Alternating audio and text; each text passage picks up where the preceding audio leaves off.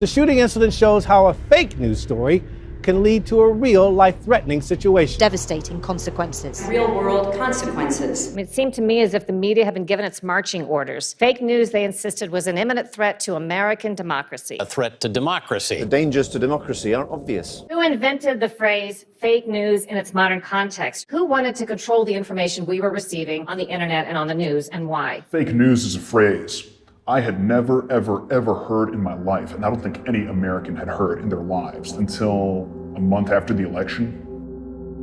And if you you can go on Google Trends or something, and you can type in fake news, and you can see a chart for how many times that phrase was mentioned on the internet. And the chart is, 0 mentions, ever.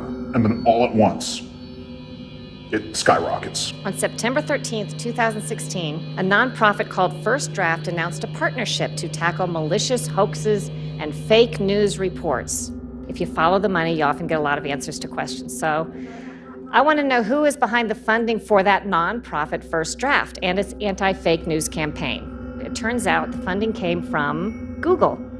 Google's parent company Alphabet was headed at the time by a man named Eric Schmidt, who happens to have devoted himself to Hillary Clinton's election campaign, offered himself up as a strategist to her campaign, and is listed as her #1 campaign donor through his company Alphabet. So his company funded this nonprofit First Draft around the start of the election cycle.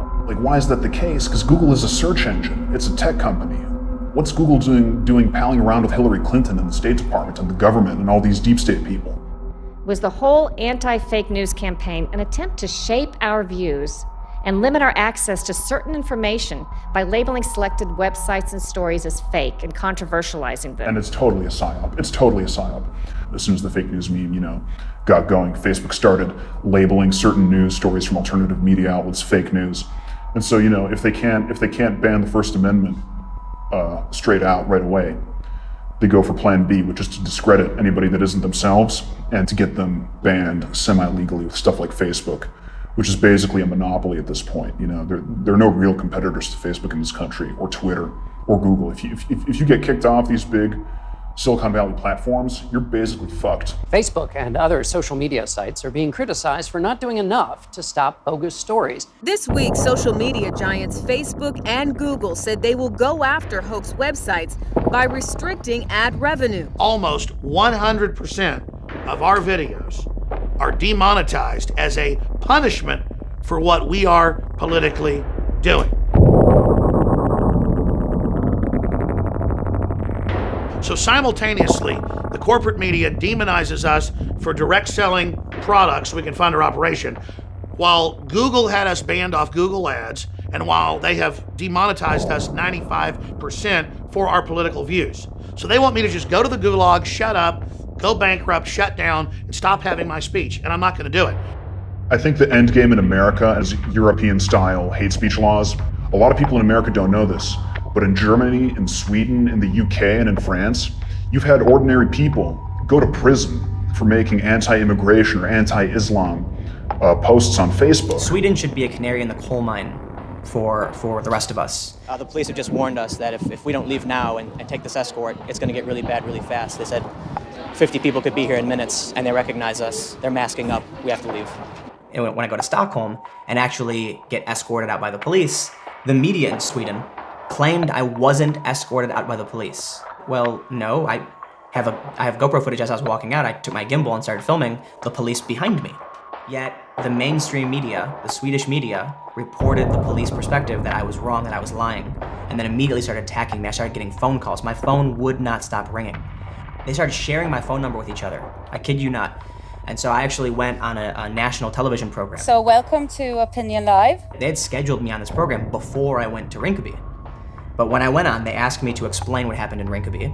They first said that the police have disputed my claims that I was escorted out and asked me to clarify, to which I responded basically how I just did. And she responded in Swedish. Instead of saying what I said, she said, "He's talking about Rinkeby, but the police have disputed what he is saying and said he's lying." I didn't even tell the audience what I said. They just said I was a liar. I've talked with people who have visited Sweden on vacation, and they tell me it's the North Korea of the North. One of the largest newspapers, Expressen, hacked a comment system to find Anonymous posters, they find their names and addresses, they go to the homes of private individuals, film their faces, and accuse them of being white supremacists. Sure enough, these people lose their jobs. They lose all their friends. People are scared to interact with them. Many people, it's not so much about being scared to interact with them because they don't like their opinions. It's because they'll also get blacklisted. They're going to come after you, and they're going to try and whip up a hate mob and get you fired from your job, ostracized from your community. They're going to smear you. They're going to call you a neo-Nazi white supremacist. They're going to call you a conspiracy theorist. They're going to call you a Russian agent. They're going to do everything they can to shut you down.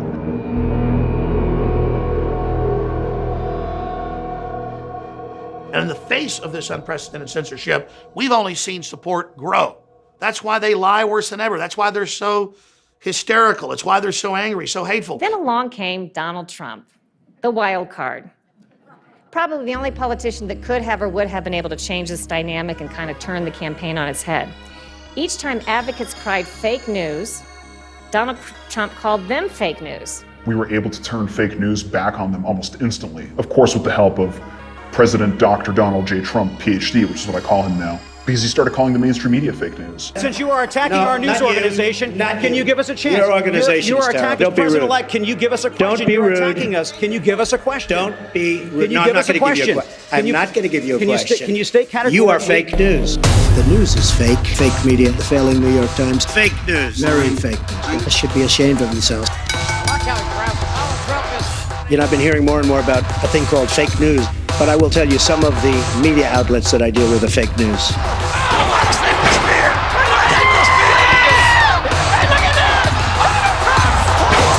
And so as soon as they introduced the idea that news could be fake, it was turned against them almost immediately. The official presidential tweet is an old wrestling video takedown with businessman Trump, doctored with the CNN logo covering the face of his victim. When Trump posted the CNN wrestling meme, it was absolutely hilarious. It was great. Memes are funny. You know, there's really no other way to put it. Memes are fucking hilarious. Anonymous internet memes are, for a lot of people, the only way to get exposed to the truth. And the reason people are anonymous and why it's so powerful is because if you're not anonymous and you don't have a fuck you money, basically, the media is going to come after you like they came after the guy who posted the CNN wrestling meme that Donald Trump tweeted. Did you just see this Trump thing, the CNN thing? CNN tracked down the dude who posted the Trump wrestling video. They threatened to dox this kid. CNN said they wouldn't publish the guy's name because he had already apologized and also because he promised he wouldn't do it again.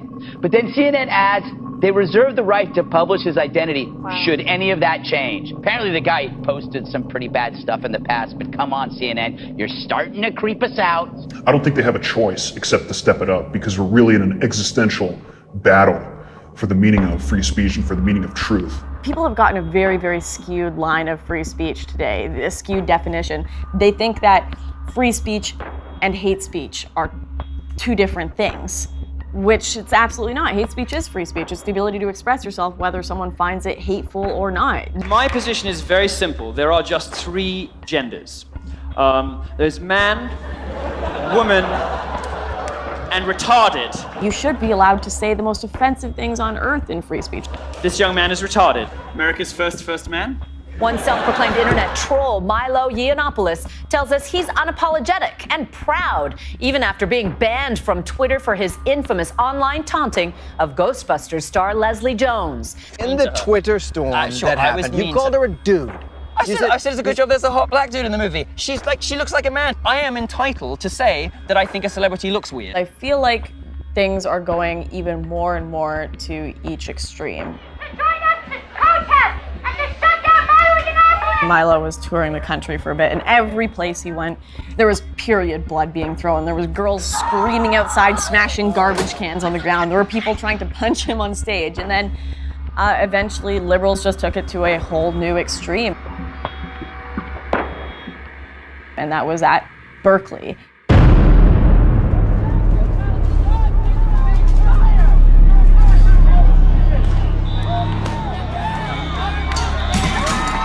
I was due this evening to speak at UC Berkeley.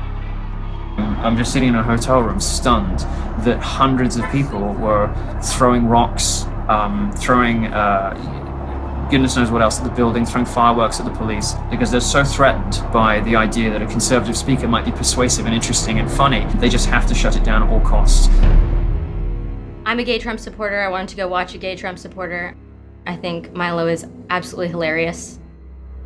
We met up at a coffee shop across the street from Berkeley, and I was just waiting for my friends to trickle in, and it was just all these Antifa people were already there. So they're already kind of flirting with the idea of violence. So Antifa was a group that was started in the early 1900s in Germany, obviously as an anti-fascist group, but they were the violent, militant wing of the Communist Party in Germany.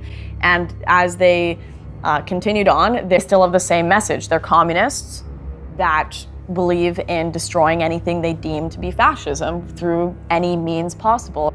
They're screaming, hey fascist, hey Nazi. I forget the particular slogans that they're all chanting in unison. But the irony of it is, because I was so naive, I kind of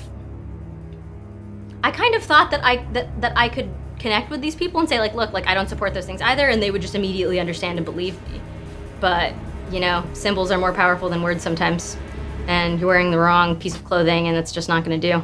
And props to them for the ones who are doing it non-violently, but I think that's a very rare thing indeed, so thank you. Are you surprised, ma'am? And then 2 minutes after that, bear maced again, like beat with flagpoles. My friend got put in the hospital, and that actually didn't air anywhere.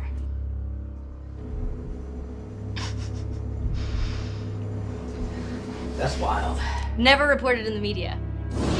I've been wanting to have this conversation because this has been a big issue about free speech on campus and conservative voices being heard. But Mr. Reich, my first question to you is, the violence that we saw, this violence we saw at Berkeley, we had it live here on CNN last night, it ultimately it plays right into the hands of a right-wing white supremacist, someone like Milo Yiannopoulos. Like I told the newswoman over there that, like, specifically it was their narrative, they were a part of this, it was their narrative that was causing the violence on the left. This is not to remove personal responsibility from the actual people that do the violence, but they pretend to be objective, and that's the part.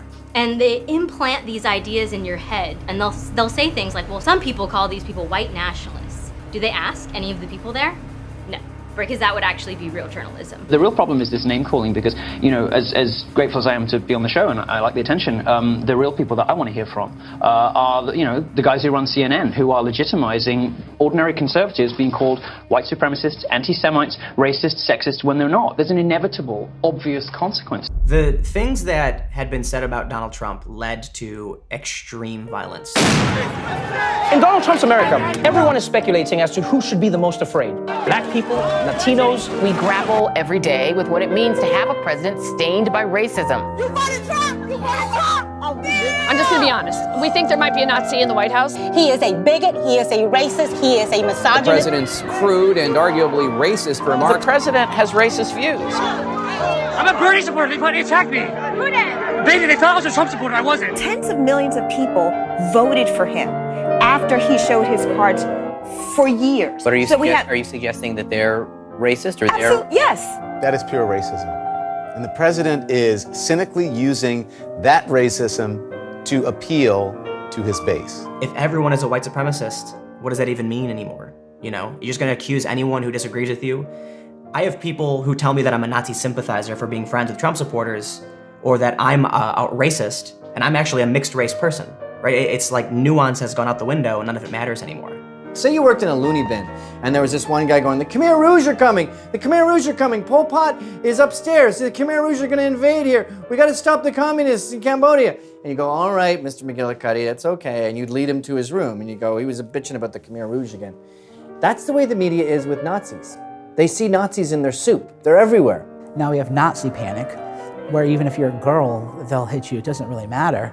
That's what the media does. There has been far more violence by Antifa against people they don't agree with, especially Trump supporters, than there has been violence by Trump supporters. But the media covers up violence by Antifa. I reported from the White House several times, and on one visit, after the White House press briefing had concluded, I looked over at the assembled journalists and I said, Why will nobody here cover the violence against Trump supporters? And why won't you demand that leaders of the Democrats disavow the violence from Antifa the way you demanded Trump disavow violence from his supporters? This is being completely covered up. They laughed at me.